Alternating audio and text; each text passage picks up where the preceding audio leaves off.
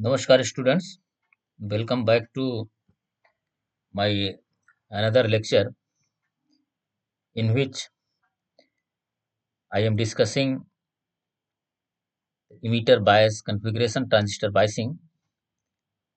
So in my previous video lecture, I have explained the theory of emitter bias configuration. So emitter bias configuration is just followed by fixed bias configuration. If you add a resistor in emitter terminal, so that gives the emitter bias configuration, and this adding of resistor basically increase the stability of transistor. So this is the actual circuit diagram and this is the equivalent DC circuit diagram. Then I have applied Kirchhoff voltage law. How this? By using single battery, this base is connected with the positive end of the battery, and this positive end of the battery is also connected with the collector, and the negative, remember this negative end of the battery, which is not shown in the figure, that is always assumed that is grounded. So that means this circuit base emitter junction, base emitter junction, a base emitter loop and collector emitter loop. The circuit will look something like that. So you can apply Kirchhoff voltage law, then you can find out base current, and similarly you can find out the collector emitter voltage that I have explained in previous lecture. Similarly, then by using the theory part, I have solved a numerical problem, that is example, and then just by uh, based on the theory part which we have done, we have calculated base current, collector current, and collector meter voltage and collector voltage. So this was the first example. Then I have given another example, so that example 2, and this example was very important because in this example I have compared both configuration what we have learned till now. We have learned fixed bias configuration and we have learned emitter bias configuration. So from this problem, we have to calculate, in this problem, we have calculated collector current, collector emitter voltage and base current for two different value of beta. First for beta 50, and you just double the beta from 50 to 100, then how collector current, base current and collector emitter voltage changes for this problem and for this problem. We have calculated, and then we have shown that this, in the case of emitter bias configuration, this change in collector current and change in collector emitter voltage is less in comparison to the fixed bias configuration. So that is why we have concluded that this fixed bias configuration is poorly stabilized in comparison to the emitter bias configuration. So this we have solved one by one for beta 50, for beta 100, and this is for fixed bias configuration. Here collector current was increased by 100% due to 100% change in beta, but collector meter voltage was increased by 76% by 100% increase in beta. This is for fixed bias configuration. And for emitter bias configuration, this collector current was increased by 81% due to 100% increase in beta, and collector emitter voltage was dropped only 35% due to 100% increase in beta. So that is why this emitter base configuration was emitter bias, emitter bias configuration, emitter bias network was more stable than the fixed bias configuration. So this is what we have learned in previous lecture. So now in this lecture, what I wanted to introduce you the new thing which is remaining in previous lecture, that is the DC load line in emitter bias biasing transistor configuration. So DC load line, as I discussed, if you have to draw the DC load line, we have to consider collector emitter loop. If you consider the collector emitter loop and you apply Kirchhoff voltage law, as I have explained in theory part, so this if you apply uh, Kirchhoff voltage law in collector emitter loop, so collector emitter loop will looks like something this, and if you apply, so you can write equation, that is ICRC plus VCE plus IERE minus VCC equal to 0, and if you approximate IE is equal to IC, and that seems to be good approximation, then you can write collector emitter voltage, that is equal to plus VCC minus IC in bracket RC plus RA.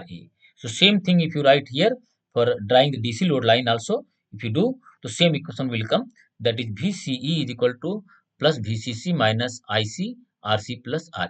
Now this is the equation. This equation can be written in terms of Y is equal to mx plus C in order to draw the DC load line. So how, in order to draw the DC load line, we have to determine, we have to find out two end point on output characteristics. First point is on the y-axis and second point on the x-axis. So in order to find out the point on y-axis, we have to choose our x-axis. Let us say in one case, if we choose IC is equal to 0, that means collector current is equal to 0 in this equation, then we can get VCE, which is on x-axis. So VCE, if IC is equal to 0, then VCE will be equal to plus VCC. So this is one of the cutoff point of your transistor.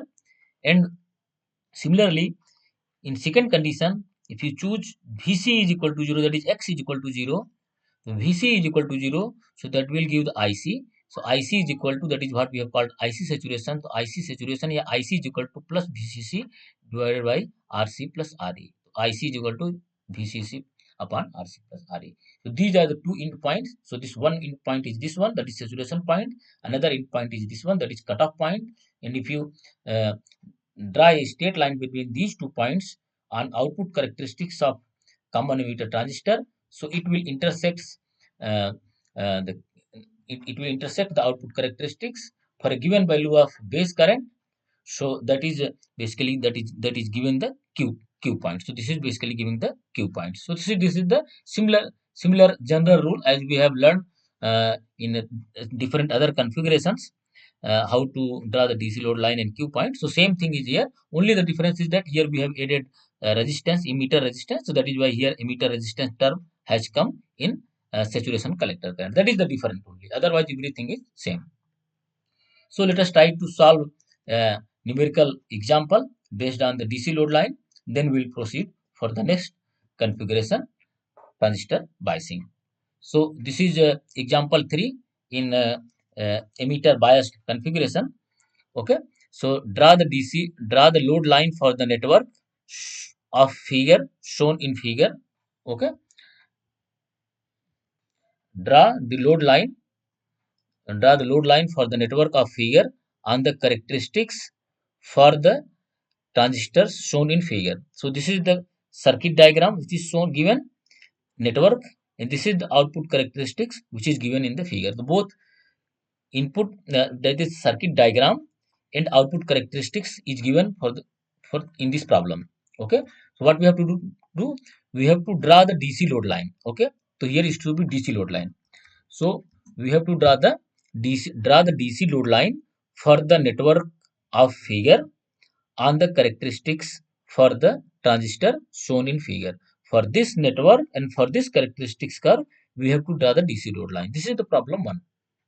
And problem 2, for a Q point at intersection of load line with the base current of 15 milliampere, find the ICQ and VCQ. It means when we have drawn this is output characteristics. When we will draw the DC load line, so DC load line obviously it will intersect 2 3 all 2 3 points at the output characteristic. For this 30 microampere, for 20 microampere, for 25, for 15, for 10, for 5, for 0, for each and every individual current of base current, this DC load line will intersect. So this is asking for Q point, for which for 15 ampere current Q point, you determine the ICQ and VCQ. You determine the Q point for base current 15 microampere. Okay, that is the question. So you have to determine the Q point when base current is 15 microampere for this characteristics curve. But there are several base current is given: 5 ampere, 5 microampere, 10 microampere, 20 microampere, 25, 30. All microampere current is given.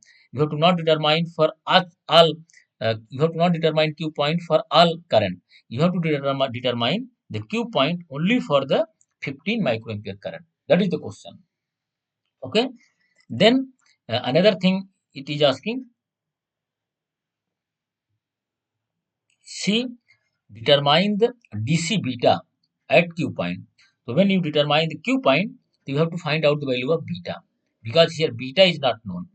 Beta is, we know, that is IC upon IB, collector current upon base current. So that we have to determine. Then D problem, that using the beta, then whatever beta will obtain using the beta for the network, okay, determine in part C. In the problem we have determined beta, okay, calculate the required value of base current RB. This RB is not known, and suggest the possible standard value. So we have to determine the value of base current. Okay, this is the problem what we have to do. So let us try to solve. So first of all, what we have to do, network circuit network is given, and corresponding to this circuit network, output characteristics curve is given. Then we have to draw the DC load line first. So we know how DC load line can be drawn. In order to draw the DC load line, we need to determine two end point. One end point on Y axis, on IC axis, another end point on VCE axis or X axis. So how one can find out those points? We know, for that we have to apply Kirchhoff voltage law in collector emitter loop. So this is collector and this is emitter. So in this loop, so this is because negative end of the battery, that is grounded. So this point and this point is same. So we have to apply Kirchhoff voltage line collector emitter loop, as we have did in theory part here. If you apply that, so we'll get this equation, that is VC is equal to VCC minus IC in bracket RC plus RC. If you remember how we obtained this equation, so this equation we obtained by this, if you apply Kirchhoff voltage law, so that collector emitter loop will looks like something that. So if you can do this, and if you do, so you will get this equation. So that is, we are doing the same thing. Okay, so if you do that, so we'll get that equation. From that equation, from this equation, VC is equal to VCC minus IC in bracket RC plus RE. Once you have, if once you have to choose IC is equal to 0, that will give the cutoff point, and similarly another time you have to choose VC, that will give the saturation point. That is what I'm going to do now.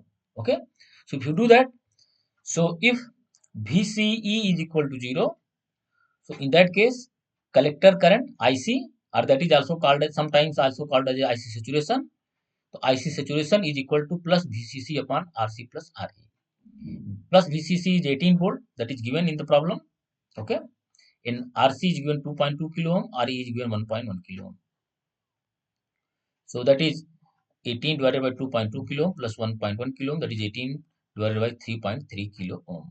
Okay, and if you solve this, so it will give IC saturation is equal to 5.45 milliampere, and this collector current correspond to the, for which value of collector emitter voltage, that is 0 collector emitter voltage. Means when this collector emitter voltage, if this is what this means, that if this collector emitter voltage, there the voltage drop across collector emitter junction, that is equal to 0, then collector maximum, that will give the maximum collector current that is flowing, that is what we are calling, that is saturation collector current, that is 5.45 milliampere. Similarly, second condition, if you impose in this equation, in this in this equation, if we impose second condition, that is IC equal to 0, then that will give, we know, that is, if IC is equal to 0, that will give the cutoff point. So VCE cutoff. So VCE cutoff is equal to, obviously, that is VCC, and plus VCC is how much, that is 18 volt is given. So plus VCC is equal to 18 volt. So now we got 2 points, one point on Y axis, another point on X axis. So if you see the characteristics curve, the characteristics curve is done up to for 6 collector current for 6 milliampere, and on X axis for VCE, that is 20 volt. And your cutoff point are your end point for DC load line, we have determined, that is how much we have determined, that is on collector axis, collector current axis, that is IC saturation is equal to 5.45. So we will choose 5.45 on Y axis, and we will choose 18 point, that is VCE cutoff on x-axis. So this is 20 and this is 5, 10, 15, 20.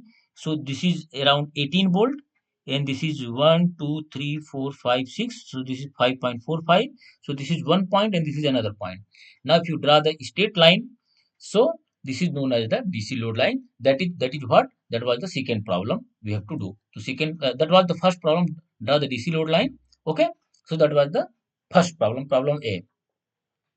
Now in second problem, it is asked to calculate Q point corresponding to the 15 microampere base current.